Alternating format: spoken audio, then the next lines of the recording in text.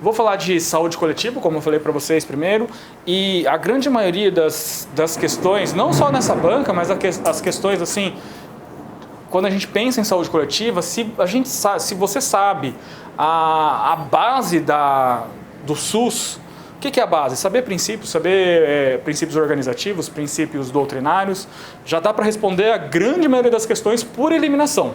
Então, a princípio, a legislação, o Sistema Único de Saúde, é um bicho meio que de 7 cabeças, mas se vocês entenderem esse comecinho da aula que eu vou falar para vocês, dessa parte filosófica, já fica muito mais fácil de ir eliminando as alternativas. Tá? Isso serve para todas as bancas. Então, essa parte inicial, que é uma parte um pouco humanas assim, da odonto, que muita gente não gosta por conta disso, né? Muita teoria, é o que facilita depois as respostas para a maioria das perguntas.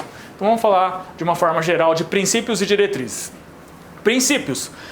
Muitos autores falam que os princípios doutrinários podem ser chamados simplificadamente de princípios. Ou princípios doutrinários, ou princípios filosóficos. Todos esses três são sinônimos. Por sua vez, as diretrizes são também chamadas de diretrizes ou princípios organizativos. Como o nome diz, princípios filosóficos é a filosofia do SUS, né? Então são aqueles 3 princípios filosóficos: universalidade, equidade e integralidade. Por sua vez, as diretrizes ou princípios organizativos é como o SUS deve funcionar.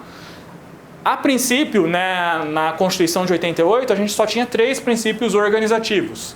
Quais eram? 4, na verdade: hierarquização e regionalização,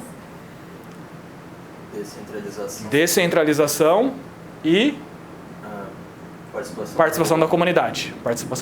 Esses são os mais importantes. Depois a gente vai explicar rapidinho cada um deles.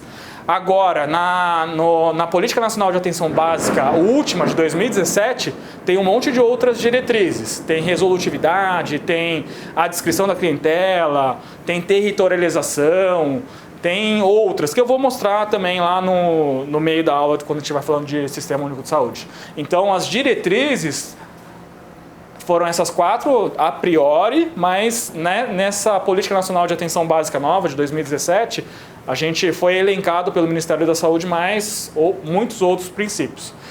A maioria deles relacionados com ESF, né, Estratégia de Saúde da Família. Então, a saúde é responsabilidade do Estado contemporâneo. Por que eu estou falando isso? Porque até a Constituição de 88, se vocês...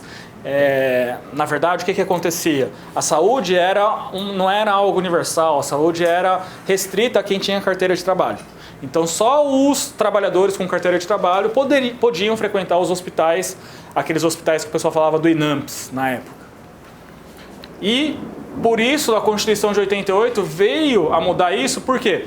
Veio anteriormente um movimento muito importante de mudança em relação ao que era saúde. Por quê? Até então, o conceito de saúde era ausência de doença.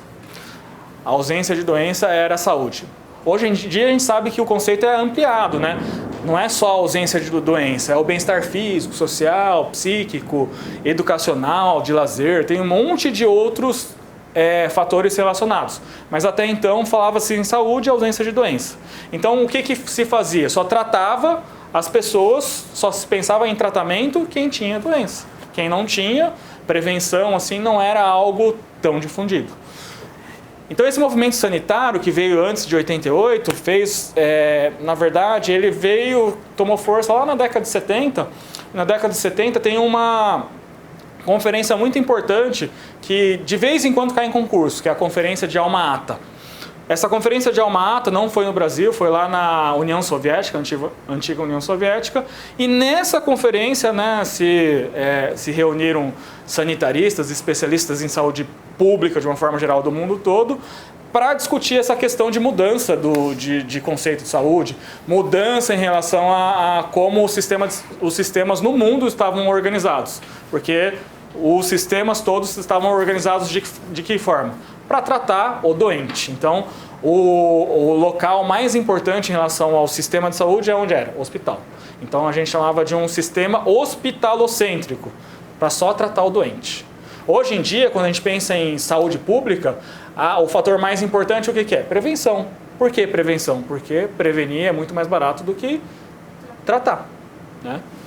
E então essa reforma sanitária veio fazendo um movimento bastante forte na década de 70, 80 também cresceu com força, e em 86 teve um marco muito importante, que também às vezes cai em concurso público, que é a 8ª Conferência Nacional de Saúde, 1986. A 8ª Conferência Nacional de Saúde, ela deu base filosófica, base de como o SUS deveria funcionar. Então, como que ele deveria funcionar em relação à filosofia? Isso está na Constituição de 88, mas, como eu falei para vocês, historicamente veio com a reforma sanitária e movimento de reforma sanitária, e a 8ª Conferência Nacional, 2 anos antes da Constituição, se discutiu muito essa questão de mudança de como o sistema de saúde deveria funcionar. Ele deveria ser universal, porque, como eu falei para vocês, até então, só quem tinha carteira de trabalho podia ter direito a frequentar os hospitais. O princípio da equidade. Equidade é diferente de igualdade, né? Não é tratar os desiguais de forma desigual. Explica melhor, Darcio. Por exemplo, quem tem mais necessidade vai ter uma prioridade. Então é fácil de explicar isso num serviço de odonto, né? Que todo mundo aqui trabalha. Quem tem um abscesso tem mais necessidade do que quem tem uma cárie aguda. Então, quem tem um abscesso vai ter uma prioridade. O princípio de equidade visa justamente dar prioridade para quem tem mais necessidade. Então, nesse caso de odonto, quem tem abscesso vai ser tratado antes de um paciente que tem uma cárie aguda, por exemplo. E integralidade é tratar o paciente como um todo, desde os problemas mais básicos, desde os aspectos preventivos até os problemas mais complexos que eles possam ter. Por exemplo, um problema bastante complexo que acontece bastante no Brasil, na verdade é um sistema muito importante, o Sistema Único de Saúde, por exemplo, o transplante de órgão, né? Então, desde os aspectos preventivos, mais simples, até os aspectos mais complexos que envolvem uma tecnologia e profissionais mais especializados, devem ser resolvidos no SUS. E aí, isso é a filosofia, o que está em vermelho. Mas ele deve funcionar, ele deve se organizar como essa questão em azul. Por que descentralizado? Porque até então, até 88, quem tomava conta do serviço de saúde não era nem o Ministério da Saúde, era o INAMPS, né? Era o Instituto Nacional de Previdência Social, porque ele recebia uma quantidade de recursos muito maior que o Ministério da Saúde. Olha que contrassenso, né? Porque era o sistema baseado em hospitais. E como eu falei para vocês, quem tinha carteira de trabalho acabava tendo esse privilégio de ser atendido. Mas esse serviço centralizado num órgão federal, por exemplo, é muito ruim, né? Se descobriu que, por exemplo, a realidade de São Paulo mesmo, que onde a gente mora. A realidade, eu sempre brinco, porque eu trabalho nos 2 Itaíns. Eu trabalho no Itaim Paulista, na Prefeitura de São Paulo, e trabalho também no Itaim Bibi, atendendo em consultório, fazendo estomatologia. Só o primeiro nome que tem semelhança, porque as condições socioeconômicas são totalmente diferentes, mesmo no mesmo município. Então, o profissional ou a pessoa que organiza o sistema de saúde lá, o coordenador ou supervisor lá da área de saúde do Itaim Paulista, que está lá próximo ao problema, ele tem muito mais condições de resolver ou de entender quais são as prioridades locais do que, por exemplo, o gestor, o secretário de saúde do município. Porque São Paulo é um mundo, né? São Paulo é como se fosse um país. E essa questão de descentralização, então, a gente está falando só de São Paulo, mas imagina do Brasil, que é um país enorme, um país de proporções continentais. Então, essa questão de descentralização foi algo muito importante, porque até então esse serviço era centralizado em Brasília, né, que era a capital do nosso país. Era e é a capital do nosso país.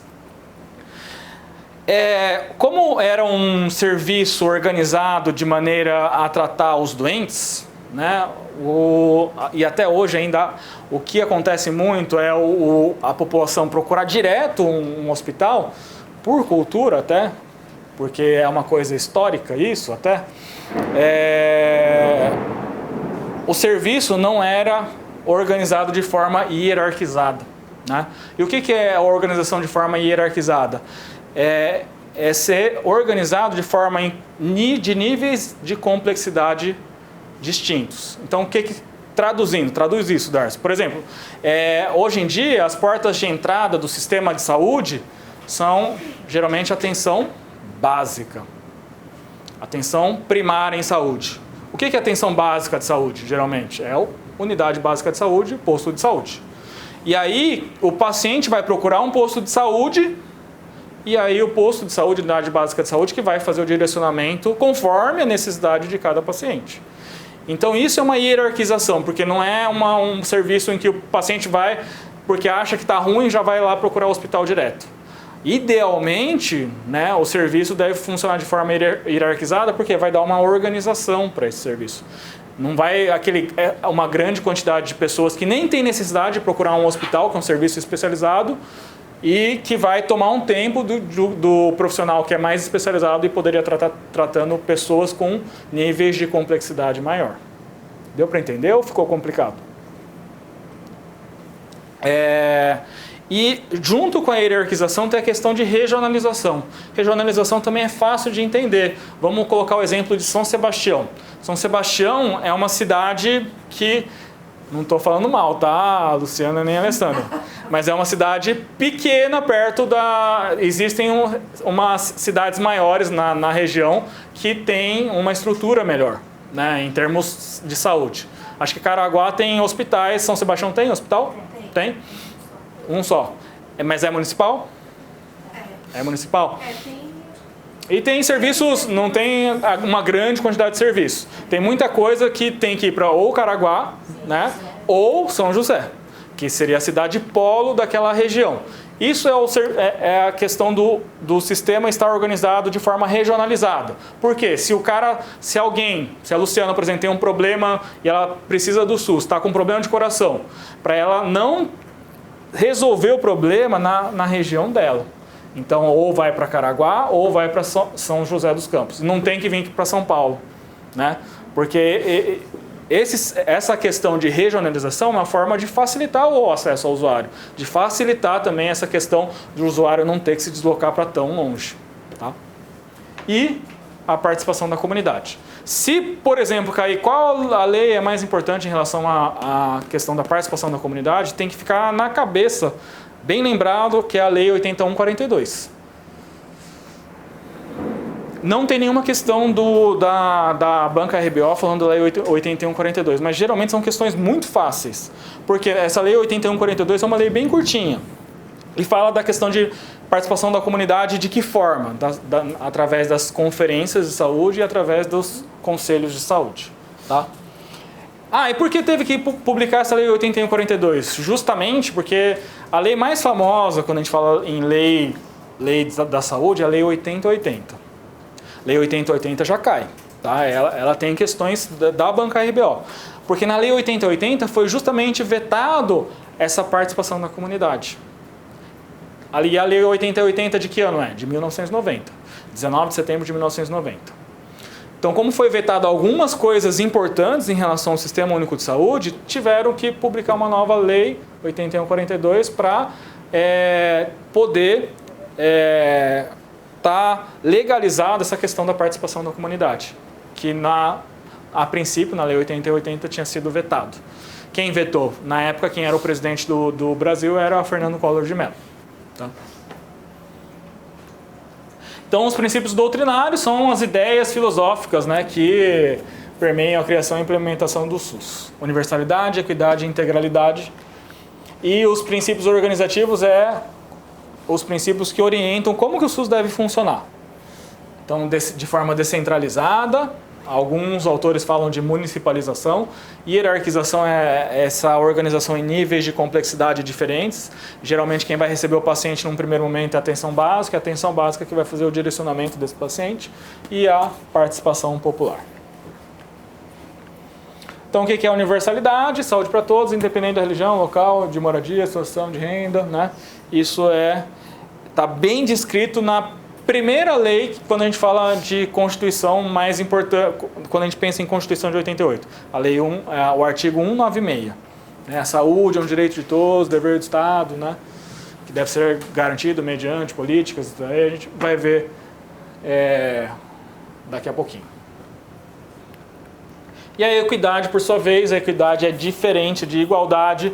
Equidade visa restabelecer um princípio de justiça social. Quem tem mais necessidade tem prioridade, quem geralmente tem mais necessidade é a população que tem um desfavorecimento socioeconômico, né? Então é um princípio que visa restabelecer justiça social. Igualdade seria tratar todo mundo de forma igual.